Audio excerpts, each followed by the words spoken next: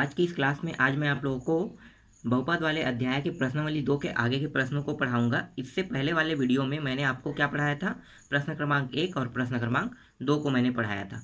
तो इस वीडियो में हम आगे से देखेंगे, प्रश्न क्रमांक 3 से हम शुरू करेंगे। ये जो प्रश्न है ये बहुत ही आसान है। इसमें निकालना क्या है, तो देखिए प्रश्न क्रमांक 3 क्या है। निम्न में ए का मान ज्ञात कीजिए जबकि जी एक्स पी एक्स का एक गुणनखंड हो। तो जी एक्स पी एक्स का एक गुणनखंड हो कह रहा है, मतलब गुणनखंड है ये बता रहा है। इसका मतलब क्या है, इसका मतलब ये है कि चलो आगे मैं बताऊंगा ये क्या कहना चाहता है। पहले हम प्रश्न लिख लेते हैं, अगर मैं अभी बताऊंगा तो आप भूल जाओगे। तो ये है जी एक्स दिया हुआ है, यहाँ पे जो जो दिया है उसको लिख लेते हैं, x+1। और यहाँ पे दिया हुआ है पी एक्स दिया हुआ है, कितना दिया हुआ है, पी एक्स का मान x² प्लस ax और प्लस 2 दिया। इसको आपको पहला समीकरण मानना है, ठीक है। अब यहाँ पे देखो क्या करना है हमें, इस वाले मान को, ये जो जी एक्स है ये क्या है, भाजक है। तो भाजक में ये वाला मान जो होता है हम इसे 0 मानते हैं, 0 मान लो। और x+1 हो जाएगा, एक इस साइड आएगा तो क्या हो जाएगा, -1 हो जाएगा। और यहाँ पे बचेगा क्या, x बस बचेगा। इस मान को कहाँ पे रखना है, हमें यहाँ पे रखना है, ठीक है। कहाँ पे रखना है, समीकरण 1 में।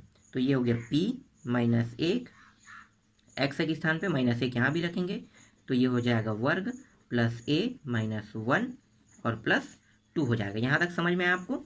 चलो आगे हल करें। अब यहाँ पे देखो, यहाँ पे p-1 है, ये क्या है, ये जो है ये शेषफल है। क्या है, शेषफल का मान है। और यहाँ पे इस प्रश्न में क्या आ गया, इस प्रश्न में कहा है गुणनखंड है बोला है। इसका मतलब क्या है कि गुणनखंड होगा तो p-1 का मान हमेशा 0 प्राप्त होता है। क्या प्राप्त होता है, 0। तब जब गुणनखंड होगा, इससे पहले वाला दूसरा प्रश्न में वही तो हमने सिद्ध किया था ना, कि अगर गुणनखंड है तो उसका मान क्या प्राप्त होगा, शेषफल का मान 0 प्राप्त होगा। अगर गुणनखंड नहीं होगा तो 0 प्राप्त नहीं होगा। तो इस प्रश्न में पहले ही कहा है कि ये गुणनखंड है, तो इसका मतलब क्या है, कि इसका मतलब ये है कि p-1 का मान क्या इतना होगा, 0 होगा। तो आपको यहाँ पे 0 रख देना है। फिर ये इसको हल करो। यहाँ पे देखो घात क्या है, घात सम है कि विषम है, घात जो है वो सम है। इसका मतलब यहाँ पे प्लस में मान आएगा। फिर यहाँ पे देखो प्लस माइनस क्या हो जाएगा, माइनस हो जाएगा। और a और 1 का गुणा होके a ही प्राप्त होगा, और प्लस 2, ये हो जाएगा 2 या 1 3 माइनस a हो जाएगा। और यहाँ पे 0 रहेगा। यहाँ पे a जो है इसको इस पार पक्षांतर कर देंगे, तो पक्षांतर करने पे ये क्या हो जाएगा, माइनस से प्लस हो जाएगा। a बराबर कितना आ गया, 3 आ गया। यही क्या है, इसका आंसर है। समझ में आया। देखो बहुत ही आसानी से हल हो गया, बस आपको थोड़ा सा दिमाग लगाना है कि इसे हल कैसे करना है। बाकी जितना भी हमने अभी तक प्रश्न बनाया है इस प्रश्नावली में, सभी के तरीके एक जैसे हैं, अलग नहीं है, ठीक है। बस आपको समझना है कि ये कहना क्या चाहता है। अगर आप उसको सीख जाओगे तो आसानी से प्रश्नों को बना पाओगे। चलो आगे देखें। इसमें देख लेते हैं, दूसरा प्रश्न देख लेते हैं। कुछ प्रश्न आपको हो सकता है यहाँ पे टफ लगे, तो चलो मैं यहाँ पे दूसरा छोड़ रहा हूँ, ठीक है। किस में जाते हैं, डायरेक्ट मैं चौथा पे आता हूँ। आप दूसरा बना लोगे, तीसरा बना लोगे, क्योंकि तरीके चेंज नहीं हो रहे हैं, इसलिए आप दूसरा तीसरा बना लोगे। लेकिन आपसे हो सकता है चौथा ना बने, पांचवा ना बने, क्योंकि यहाँ पे इस बार जी एक्स पी एक्स के स्थान पे जी टी और पी टी दिया है, तो आप लोग कन्फ्यूज होने वाले हो, मुझे पता है ये बात। तो मैं आपको वही प्रश्न बना के बताता हूँ। कुछ लोग ऐसे भी कमेंट करते हैं कि सर आप हमेशा कठिन कठिन प्रश्नों को बताते हैं, सरल को नहीं बता रहे। कठिन कौन सा प्रश्न है ये तो मुझे बता दो।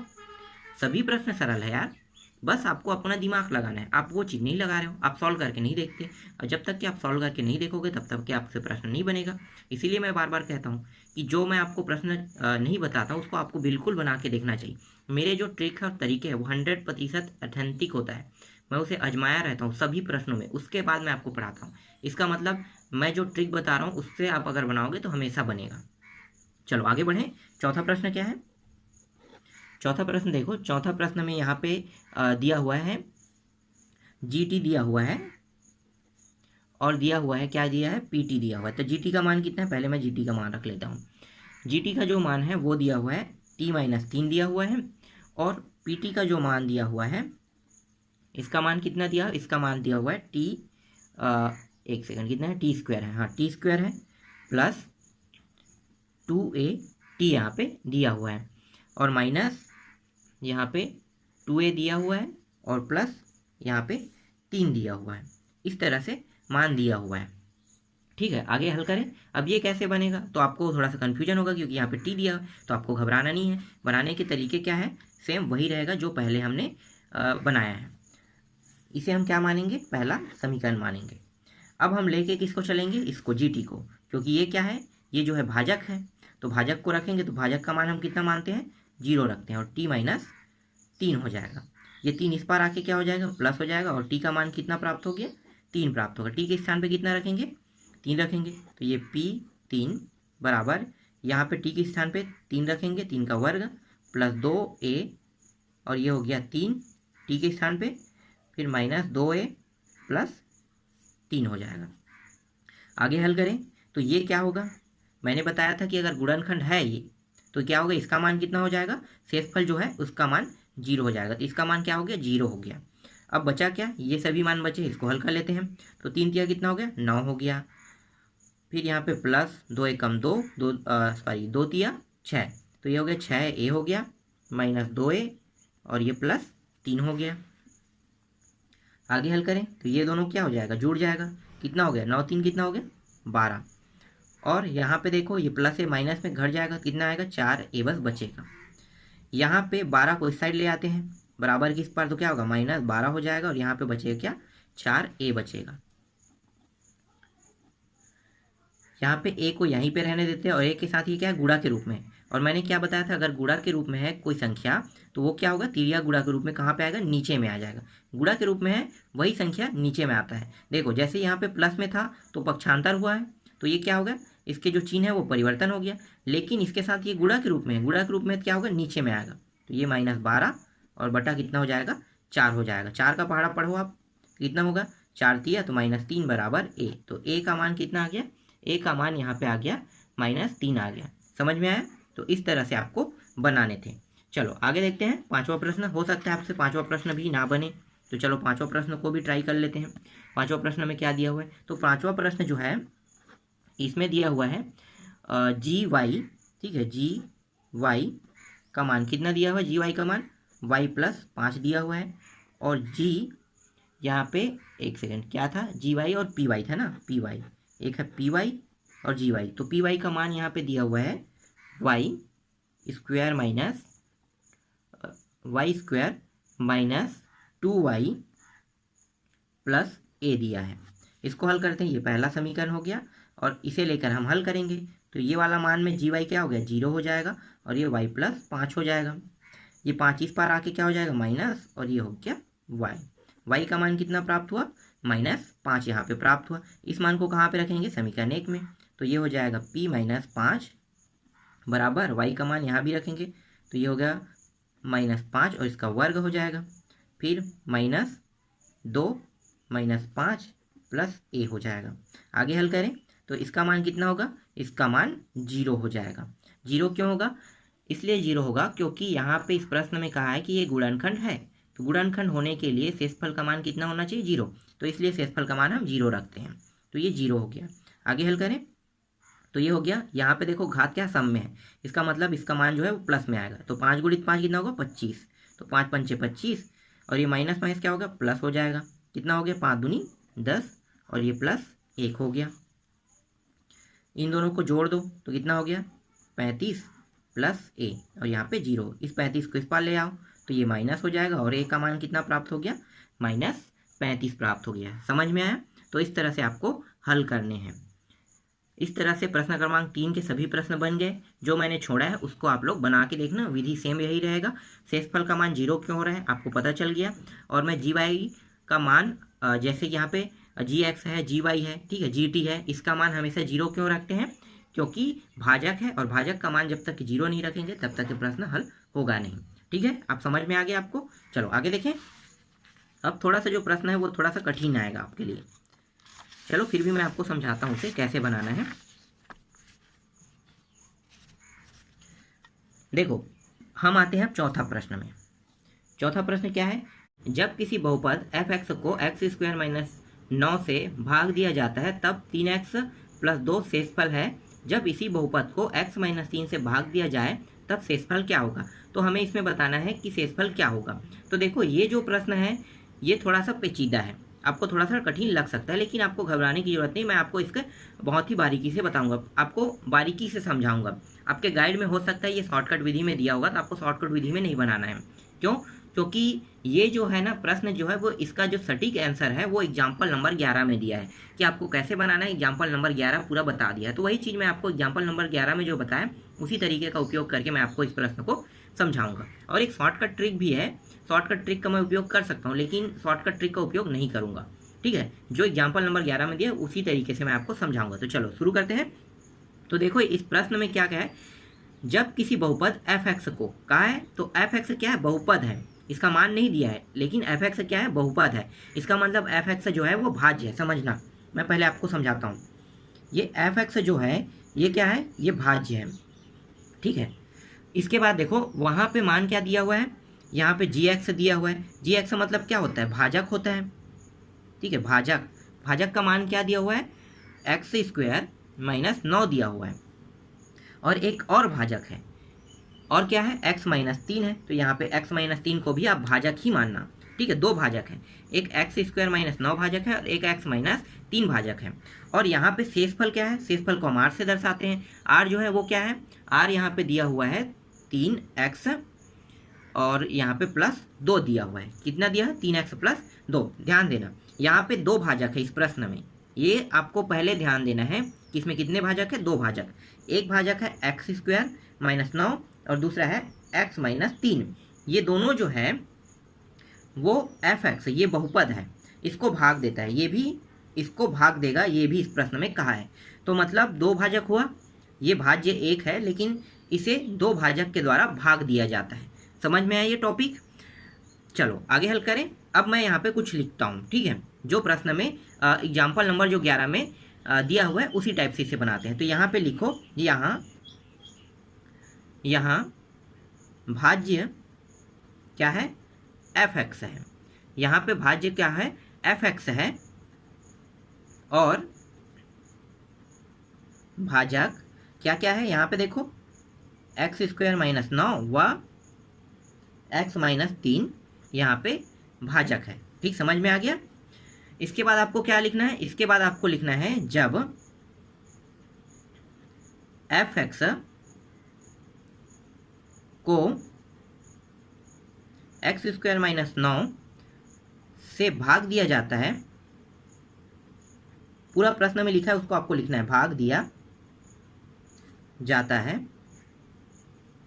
तब शेषफल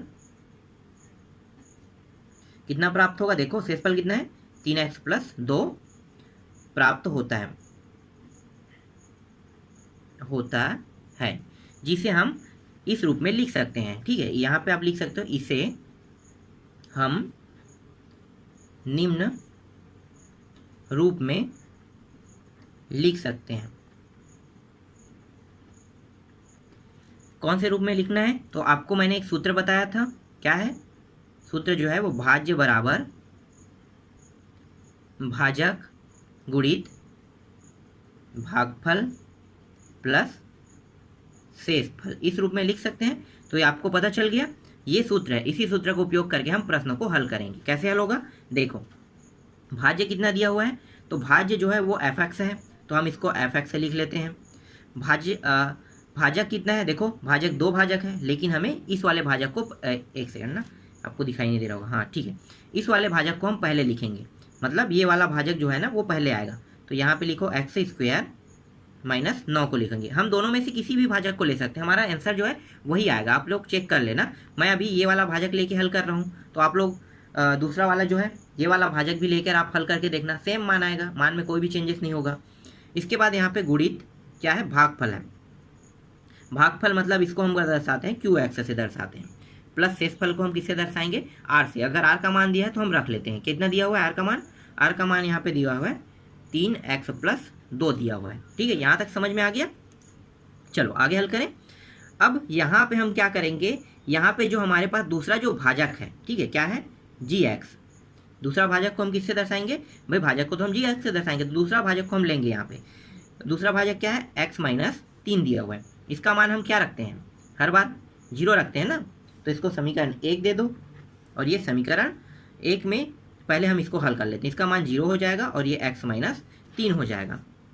ये 3 इस पर आके क्या हो जाएगा, प्लस हो जाएगा और एक्स का मान कितना प्राप्त हो गया, यहाँ पे 3 प्राप्त होगा। इस मान को कहाँ पे रखेंगे, एक्स का मान को इस समीकरण 1 में रख दो। समीकरण 1 में रखते हैं तो ये हो गया f3 बराबर एक्स के स्थान पे हम रखेंगे ना 3 का वर्ग माइनस 9 गुणित यहाँ पे हो जाएगा क्यूब और यहाँ पे एक्स का मान भी कितना आएगा, 3 आ जाएगा और प्लस 3 और एक्स का मान कितना रहेगा, 3 रहेगा यहाँ पे और 1 सेकेंड प्लस 2। ठीक है, ये रहेगा इसका मान। सभी जगह हमने उनके मानों को रख लिया। चलो आगे हल करें। ये हो गया f3 बराबर ये हो गया 3 तिया 9 माइनस 9 गुणित q3 प्लस ये हो गया 3 तिया 9 और 2 कितना हो जाएगा, ये 9 9 2 11, तो ये आ गया 11 आ गया। यहाँ तक समझ में आया। चलो आगे हल करें। ये दोनों देखो कट गया, इसका मतलब क्या है, इसका मान 0 आ गया। 0 गुणित q3 कर देंगे और प्लस यहाँ पे कितना हो जाएगा, 11 हो जाएगा। यहाँ पे f3, ठीक है, यहाँ पे f3 बराबर ये दोनों 0 के पूरा 0 हो गया, बचा क्या, सिर्फ 11 बस बचेगा। तो यहाँ पे f3 का मान कितना आ गया, f3 का मान यहाँ पे आ गया 11 और यही क्या है, 11 जो है ये क्या है, हमारा आंसर है। इसका मतलब क्या है, f3 जो है वो शेषफल है। ठीक है, तो शेषफल का मान कितना प्राप्त हुआ, अतः शेषफल यहाँ पे लिखो 11 है, 11 होगा। ठीक, समझ में आया ये प्रश्न। आशा करता हूँ कि ये प्रश्न समझ में आया होगा। थोड़ा सा पेचीदा था लेकिन मुझे समझाने में थोड़ा ज़्यादा वक्त लगा। क्यों, क्योंकि ये प्रश्न, वही चीज़ मैं बता रहा हूँ कि ये प्रश्न थोड़ा सा टफ है, बाकी हल करने में बहुत ही ईजी है। चलो आगे देखें। 5वां प्रश्न भी देख लेते हैं। अगर ये प्रश्न समझ में नहीं आया होगा तो 5वां प्रश्न से आप समझ सकते हैं। 5वां प्रश्न में देखो क्या क्या दिया हुआ है। जब किसी बहुपद f(x) को x² - 16 से भाग दिया जाता है तब शेषफल 5x + 3 है। जब इसी बहुपद को x + 4 से भाग दिया जाए तब शेषफल क्या होगा। तो शेषफल क्या होगा, तो इस बार मैं थोड़ा सा शॉर्टकट विधि का उपयोग करता हूँ। जो लिखने वाला प्रक्रिया है जो मैंने उसमें लिखा था वो आप लोग लिख लेना। ठीक है, शॉर्टकट में आते हैं। तो देखो यहाँ पे f(x) कितना दिया हुआ है, यहाँ पे हम लिख लेते हैं f(x) कितना दिया है, f(x) नहीं दिया, इसको हम क्या मानते हैं, भाज्य कहते हैं। ठीक है, f(x) को हम क्या कहते हैं, भाज्य कहते हैं। भाज्य हमारे पास आ गया। ठीक है, इसका मान नहीं दिया लेकिन ये तो भाज्य है ना। इसके बाद देखो gx दिया हुआ है। gx का मान क्या क्या दिया हुआ है, gx का मान यहाँ पे दिया हुआ है जिसे हमें भाग देना है। एक है x² - 16 है और दूसरा जो भाज्य है वो क्या है, दूसरा है x + 4 है, 2 हो गया। और r का मान यहाँ पे दिया है, कितना दिया हुआ है, r का मान यहाँ पे दिया है 5x + 3 दिया हुआ है। इसको हम किस सूत्र में रखेंगे, तो सूत्र बना लेते हैं। सूत्र है भाज्य बराबर भाजक गुणित भागफल प्लस शेषफल। यहाँ पे मानों को रख दो। इसका मान कितना होगा, f(x) होगा। इसका मान कितना है दिया है तो लिख लो, ये वाला हमें लिखना है। ठीक है, सामने वाला x² - 16 गुणित, इसको हम भागफल को क्या मानते हैं, qx मानते हैं, तो qx लिख लो इसके स्थान पे। और शेषफल कितना है देखो 5x + 3 है। आगे हल करो। तो यहाँ पे हम लेंगे, अब इस बार किसको लेंगे, gx को लेंगे। दूसरा वाला जो gx है वो क्या है, x + 4, तो ये आ गया x + 4 आ गया। इसका मान कितना रखते हैं, 0, यहाँ पे हो गया x + 4 आ गया। ये जो 4 है इस पर आके क्या हो जाएगा, माइनस हो जाएगा और x का मान कितना आ गया, -4 आ गया। इस मान को हम यहाँ पे रखेंगे, समीकरण 1 में रखेंगे। समीकरण 1 देखो, तो समीकरण 1 में f - 4 बराबर यहाँ पे हो जाएगा -4 का वर्ग -16 प्लस q - 4 प्लस 5 गुणित यहाँ पे हो जाएगा -4 और प्लस 3 हो जाएगा। तो हमने मानों को रख लिया। चलो आगे हल करें। यहाँ पे हो जाएगा ये 4 चौक 16 और ये वर्ग में मतलब माइनस क्या होगा, प्लस, यहाँ पे माइनस जो है वो प्लस में प्राप्त हो। जब भी घात जो है वो सम होता है तो प्लस में प्राप्त होता है और विषम होने पर माइनस में प्राप्त होता है। तो सम है तो हम इसे प्लस में लेंगे। और ये 16 और सॉरी ये प्लस नहीं है, गुणा है ना, गुणा q - 4 हो जाएगा और प्लस ये हो गया 5 चौक 20। तो यहाँ भी चिन्ह परिवर्तन में प्लस और माइनस क्या हो गया, -20 और ये प्लस 3 हो जाएगा। ये दोनों देखो क्या हो जाएगा, प्लस है माइनस है 0 गुणित q - 4 प्राप्त हुआ और यहाँ पे घटा देंगे इसमें, तो इसमें कितना प्राप्त होगा, -17 प्राप्त होगा। f-4 और यहाँ पे f-4 बराबर, फिर लिखो f-4 बराबर, इसका मान तो 0 हो गया, तो इसका मान कितना आएगा, -17 प्राप्त होगा। तो यही क्या है, इसका आंसर है। यहाँ पे नीचे में लिख लो, अतः शेषफल बराबर -17 होगा। ठीक, समझ में आया ये प्रश्न? तो इस तरह से आपको बनाने हैं। तो इस प्रश्न ये जो प्रश्नावली है पूरा का पूरा कंप्लीट हो गया। इसके बाद हम आपको नेक्स्ट प्रश्नावली को पढ़ाएंगे।